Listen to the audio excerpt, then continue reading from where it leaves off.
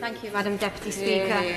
I welcome Baroness Valerie Amos's review and I wish to thank her and her team for their commitment to this vital work. But once again, this review confronts us with a very uncomfortable truth, but a very real truth, a reality, that this inquiry, the inquiry into Donna Rockington, did not come about because of a system, it did not come about because of NHS England or a regulatory authority.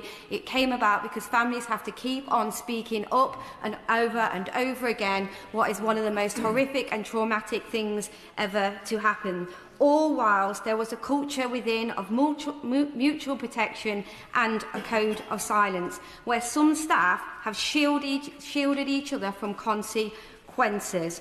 I welcome the recommendation on the National Maternity and Neonatal Commissioner, a strong independent voice with power to challenge. But we know that one appointment alone will not solve these problems. We need fundamental reform of the wider system of oversight and accountability. Regulators and NHS bodies and inspection regimes must change. Reviews do not save life, action does. We need strong leadership, big bold decision making and a determination to implement change rather than simply recommend it. Secretary of State. My honourable friend is absolutely right, and may I again put on record my thanks to her for supporting families in their fight for justice and accountability. She's absolutely right to say it is families who have driven this.